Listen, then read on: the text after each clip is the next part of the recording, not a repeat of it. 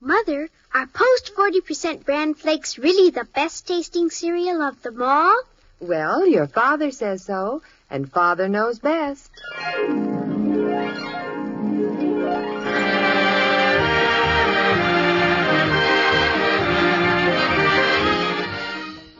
Yes, it's Father Knows Best, transcribed in Hollywood, starring Robert Young as Father. A half-hour visit with your neighbors, the Andersons.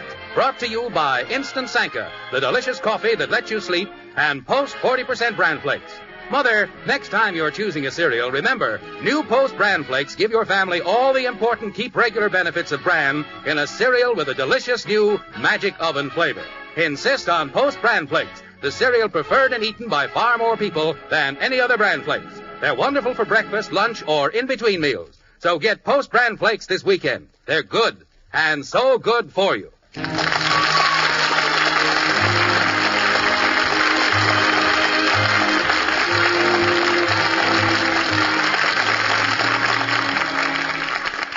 Well, the town of Springfield is lovely to behold this Christmas Eve. About noon today, the first snowflakes began to fall, and soon the air was filled with the whirling crystals. Came down heavily all afternoon. Now every lawn and park is white, every roof and chimney top. And out on Maple Street this frosty Christmas Eve, every house seems to have its windows brightly aglow. Every house, that is, except the Andersons. They're not home. You see, well, let's go back to 10 o'clock this morning. Margaret was wrapping packages on the dining room table, and Jim was helping her. Like this. Hold your finger on this, will you, dear? Mm-hmm. There we are. That knot should hold, don't you think? Honey, are you planning to send me along with the package? What's the matter? You tied my thumb in there. Oh, I'm sorry. There. There.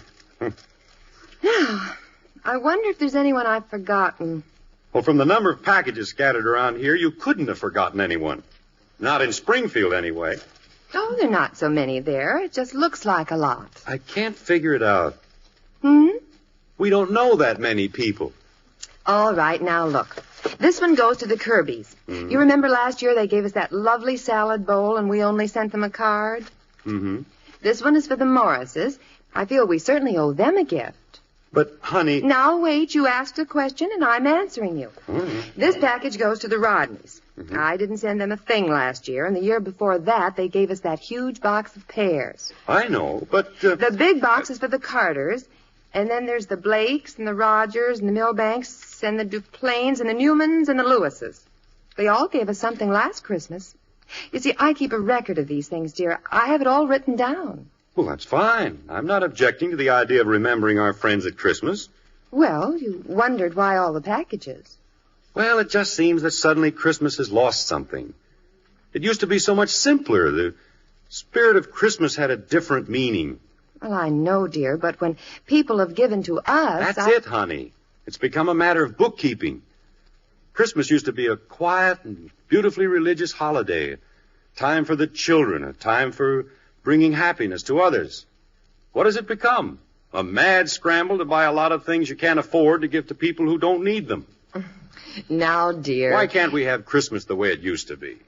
Quiet and simple with the real Christmas spirit. When you gathered your family and friends around the fire and the children hung up their stockings and the church bells on Christmas Eve and the carolers singing. That's the way Christmas should be. I know, dear, but... Mother! I'm in the dining room, Betty. I'm going to wash my hair now, Mother, so if Janie calls, will you take the message? What message? Well, it's very important. You see, Janie knows simply dozens of girls who work at Burton's department store, and they're going to call her the second Ralph comes in the store, and then Janie's going to call me. Princess, if you'll forgive my unseemly curiosity, what is the purpose of this elaborate spy system? Why, to find out what Ralph's going to give me for Christmas, naturally. Oh, naturally. But, dear, a Christmas present is supposed to be a surprise. Of course, Mother, but how can I be surprised if I don't know what kind of gold locket that's heart-shaped with my initials on it he's going to buy me? Wait a minute. How was that again? I'll be upstairs, Mother. If Janie calls, you needn't call me to the phone unless the locket is a wristwatch.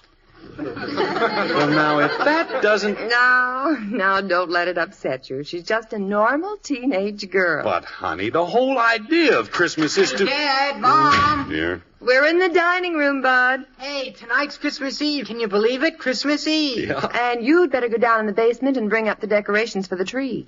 We haven't got a tree yet.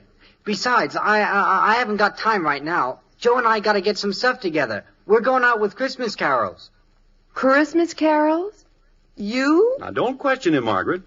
Thank heaven there's one person in this family who has the true Christmas spirit. Allow me to congratulate you, son. You have the right idea. There's nothing finer on Christmas Eve than to go around singing carols. Oh, we're not going to sing them, Dad. Oh? What are you going to do with them?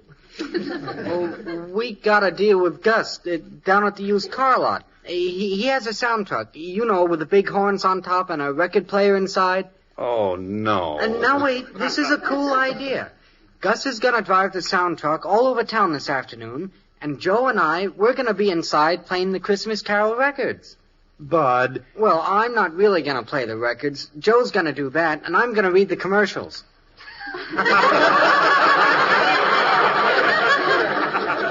Commercials? Sure. For Gus McCarthy's used car lot. Joe plays a carol, and then I read a commercial. I got some cool ideas. How do you like this one?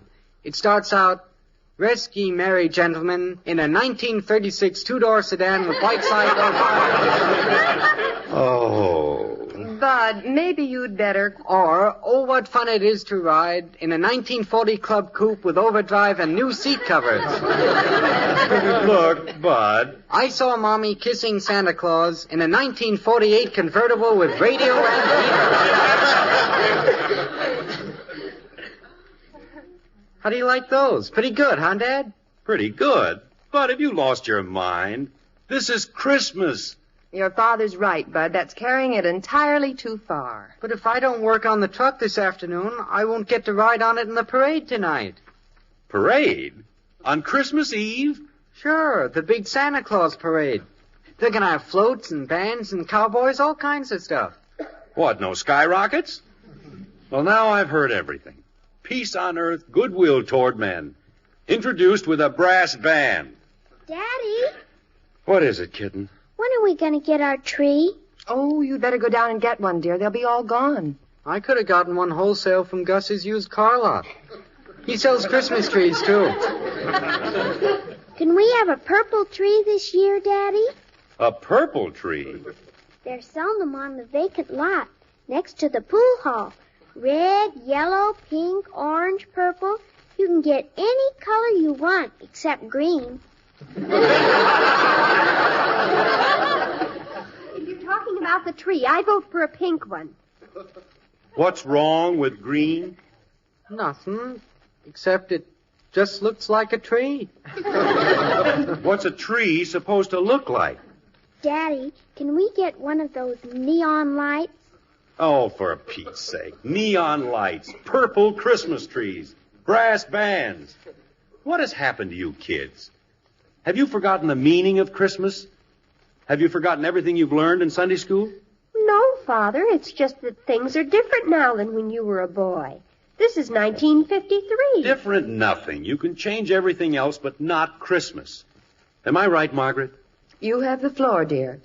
The whole trouble is that Christmas has been turned into another super colossal all-color production. Well, it's all wrong. And as far as this family is concerned, we're putting a stop to it. This year, we're going to celebrate Christmas as it should be celebrated. Simply and naturally.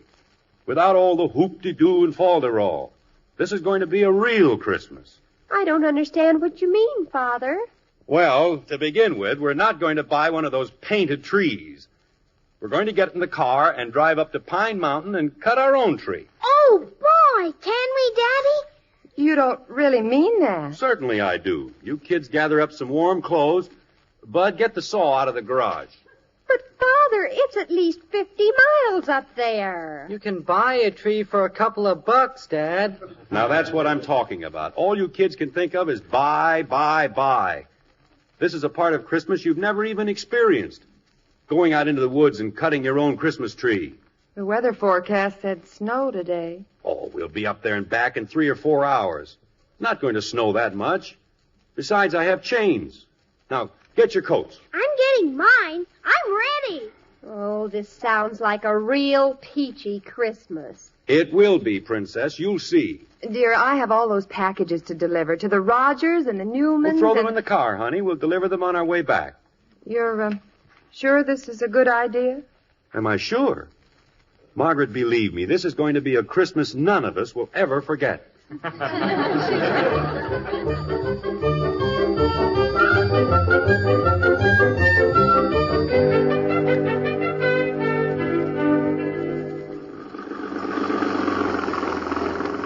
Are we almost there, Daddy?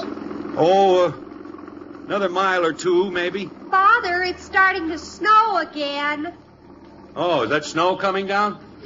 It isn't cornflakes. Well, it's just a little flurry. Nothing to worry about. Come on, cheer up, everybody. It's almost Christmas Eve. What is there to cheer up about? Joe's probably out on the sound truck playing Deck the Halls with Boughs of Holly and selling cars like crazy. Bud, we're not talking about that, remember? Okay. Now, if you kids think you have a hard life, look at that little grocery store back off the road there. Miles from everything. How would you like to live there? Well, I wouldn't, that's all. I just wouldn't. What if you had to? Well, I wouldn't. What if you had to? I said I wouldn't. Yeah, but what if you had to? Father, tell Bud to stop it. Bud, stop it. Are we almost there, Daddy? No, it won't be long, kitten.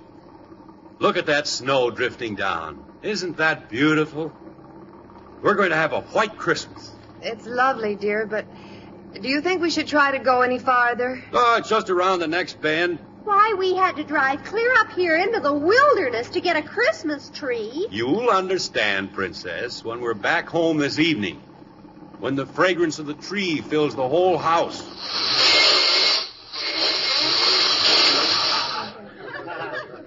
What happened, Daddy? Nothing. Snow's a little deeper here. Father, we're not moving.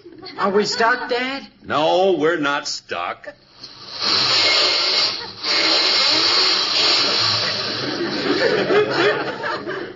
Why aren't we moving? Dear, we can't go any farther. It's snowing so hard now you can't see ahead.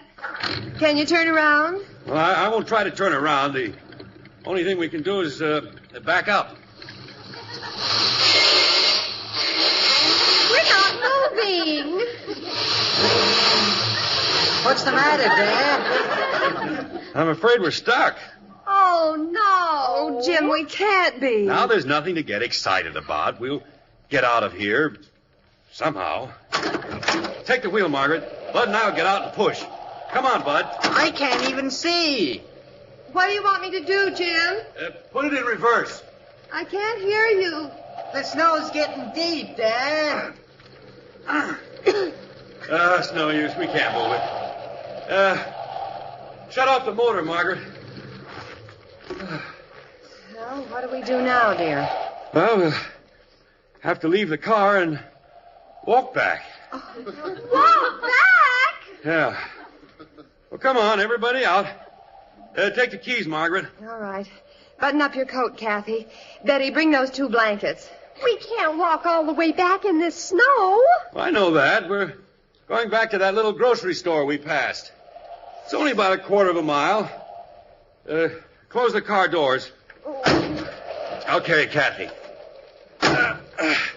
Now, all stay together. We better hurry. It's getting dark. Daddy, Yeah? it's almost Christmas Eve. Yes. Almost. I got snow in my shoes, snow down my neck. Can you see where you're going, Jim? Yeah, I can see. Marooned on top of a mountain in a blizzard. All right, stop complaining. It could be worse. Yeah, we could have come up here in our bathing suits. I don't know why we had to come up here. Yeah, what was the idea? Well, I'll tell you, my freezing friends. This is that warm and beautiful event known as a simple, old-fashioned Christmas.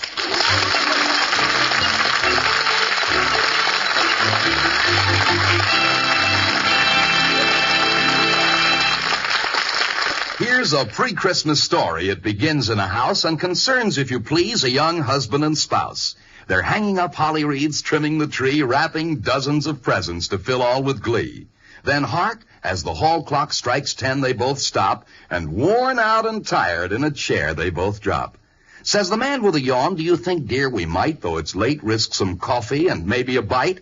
Says his wife with a grin that is cheery and bold, you can have all the coffee you think you can hold. For I bought instant Sanka just for your sake. It's free from caffeine, will keep no one awake.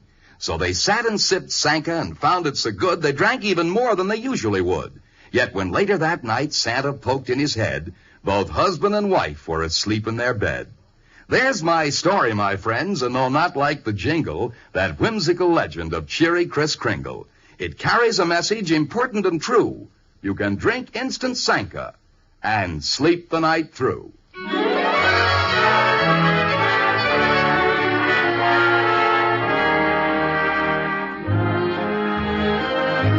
Well, as I said earlier, the white frame house on Maple Street is dark this Christmas Eve. About noon today, Jim Henderson revolted against his family's attitude toward the Yuletide and decided that this year they should discover the joys of a simple, old-fashioned Christmas. Nice thought? Yes. How's it working out? Terrible. They drive up to Pine Mountain to cut their own tree and ended up in a snowbank. Now, with the car abandoned, Jim and the family groped their way through the blizzard toward an isolated roadside store. Like this. I think my nose is frozen. How much farther is it, Daddy? Well, it must be right ahead of us. If it weren't snowing so hard, we could probably see it. There it is, Dad. See the light? Yeah. There's the store, Mommy. Oh, well, thank heaven. That looks real pretty for Christmas Eve, doesn't it? Holly wreath in the window. All I'm interested in right now is getting back to Springfield. I'm supposed to be at least 3 parties tonight. If we get back in time, I can still ride in the parade with Joe on the sound truck. All those gifts are still in the car, Jim. We'll have to get them out somehow. They have to be delivered tonight. Oh, all right, one thing at a time. Let's get in here and thaw out first.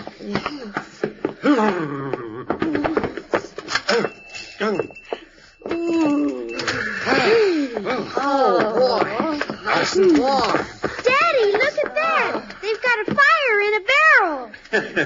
That's not a barrel, kitten. That's an old-fashioned pot-bellied stove. Oh, this looks like the kind of a store my father used to talk about. Yeah? Look at the stuff hanging from the ceiling. Lanterns and snowshoes, all kinds of junk. By golly, it smells just like the old general store back in my hometown. Who runs the place? I wouldn't be surprised if it's Lum and Abner. Hello? Anybody here? Be there in just a minute. Where's the telephone? Oh, it's here someplace. You children had better take your coats off now. I was just putting the bacon on the stove. We weren't expecting anyone in tonight. How did you folks get up here? Well, our car stalled up the road. I wonder if we could use your telephone. Well, you'd be most welcome to use it if we had one. No telephone? Well, hello there. Is that your car that snowed in up the road? Yes, that's ours. We must have passed on the road without seeing each other. I just walked up there to see if you needed help. Well, that was very thoughtful of you. We were looking for a telephone. Well, I guess the nearest phone is down at the Harper's place, isn't it, Tom? Yeah, and you'd never make it down there tonight, not with the snow coming down like it is. But how are we going to get back to Springfield? I'm afraid you're not going to get back tonight, miss. Probably not tomorrow either. Oh, groan. There goes Christmas and all our plans. I wouldn't feel too bad about it, miss. It may not be so noticeable, but it's Christmas here, too, you know. And since Maggie and me, we're marooned up here in a manner of speaking, and since you folks are stranded, too, why don't we just say we're all stranded together snowbound, as it were. Well, that's very nice of you, but... Oh, we can't just move in on you. Well, why not? You look like nice folks. Tom and me are alone here. I'll put some more plates on the table, and there's plenty of beds upstairs. Can we do it? Please, Mommy? Please? It seems like a dreadful imposition. It's nothing of the kind. I'm Tom Terrell, and this is my wife, Maggie. Oh, how do you do? Well, we're the Andersons. The little one is Kathy, our boy Bud, our daughter Betty, my wife Margaret. Hello. And I'm Jim. Well, we're happy you're going to be with us. Thank you. We hadn't planned much of a Christmas, just the two of us. But now that there's some kids around, by golly, it's beginning to seem like Christmas. Come on, help me light up some more lamps, Bud. Okay. I'll tell you what we always did with our youngsters on Christmas. We gave them the run of the store. So help yourselves. Candy, cookies, anything you want. Oh, You mean it? Really? You help yourself. Oh, man. Steady now, don't get carried away. Oh, Mother, look at these adorable old-fashioned teacups. in a minute, dear. Look here, Bud. Look at this. Yeah, but look at this. Listen to 'em. My golly, it's good to hear youngsters around the place again. How many children do you have? 2, a boy and a girl. But they're both grown up now, gone away. Seems like such a short time we had them with us. Well, would you like to come out in the kitchen with me, Margaret? Yes, I'll help you put things on. Jim, if you want to hang up your things, the bedroom's right up the stairway there. Oh, good. I'll take these blankets and coats up. Well, you kids finding anything back there? Sure, all kinds of stuff. I found a school book back there, Mr. Terrell. It's the same one I use. Yeah, it belonged to my daughter. She looked a lot like you when she was your age. Did you have some kids, Mr. Terrell? Yes, we have two, Bud. Where are they, Mr. Terrell? Well, they've grown up and gone, Kathy. Aren't you lonesome without your children? Yes, we are sometimes. I think we miss them most at Christmas time.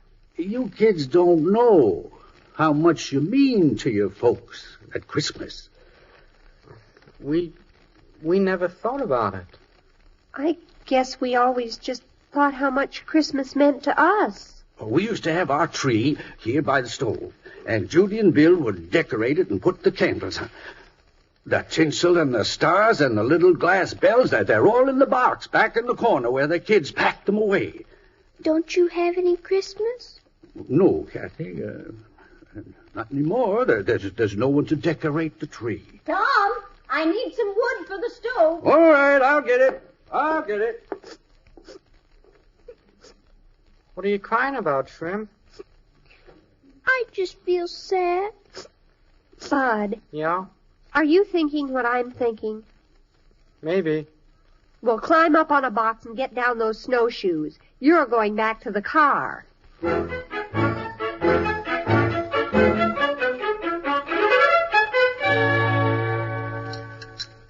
Well, what's wrong with the children, Margaret? They didn't eat. I don't know.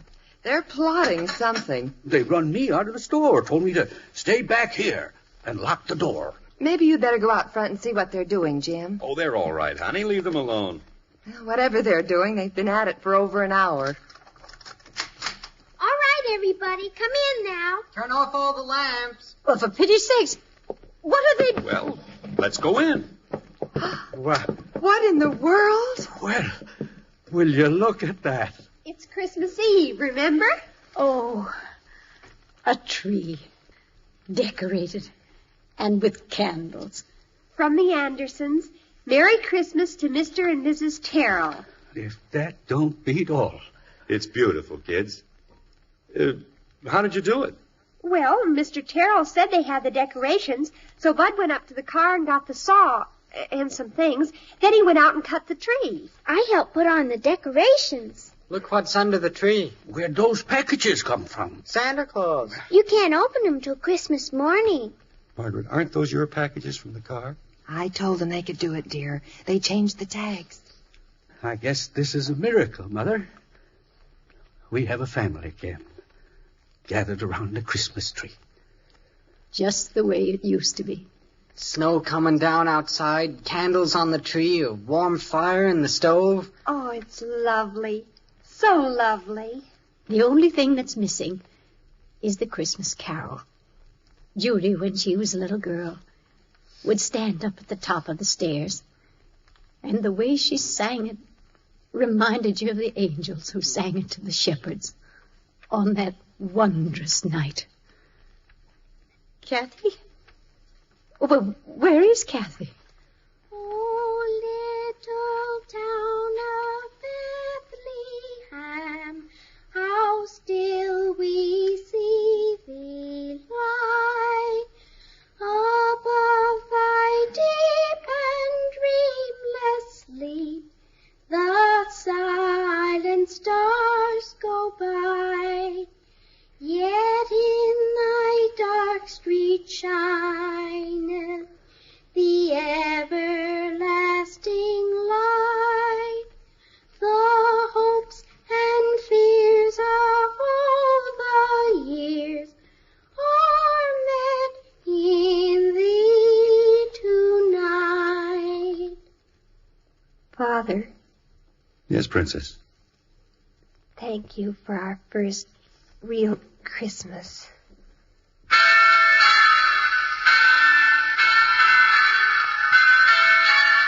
This is Robert Young.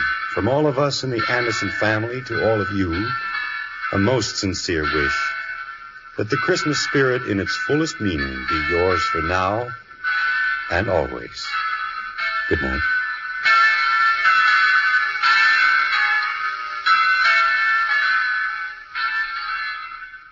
You know, there's no other evening in all the year like this night before Christmas. Now, after weeks of busy shopping, folks are warmly settled in comfortable living rooms, looking forward to the excitement of tomorrow morning. Well, we hope you find just what you wanted under that tree. And at this time, may we, the Post Cereals Company, take the opportunity of thanking all of you for making our products such favorites all over the country. Yes, Post cereals have long been famous for superior quality and fine flavor. Rest assured we'll keep them that way for you, always. One of Post's outstanding favorites is Post 40% Bran Flakes. And it's now more delicious than ever because it has a new magic oven flavor and wonderful crisper texture. Remember, if you haven't tried them yet, start enjoying Post Bran Flakes soon. And a very Merry Christmas from the whole Post Cereals family.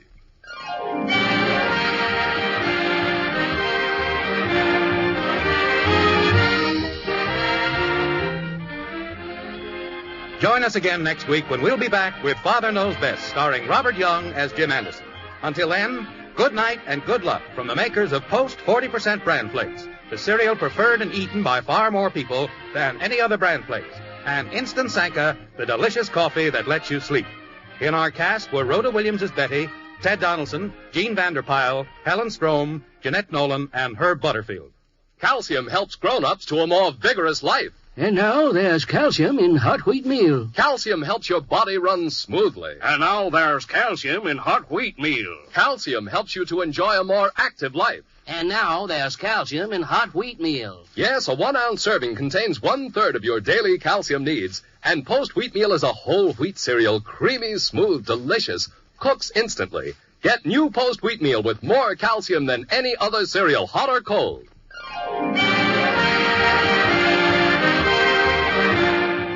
Father Knows Best, based on characters created by Ed James, was transcribed in Hollywood and written by Paul West and Roswell Rogers. This is Bill Foreman speaking.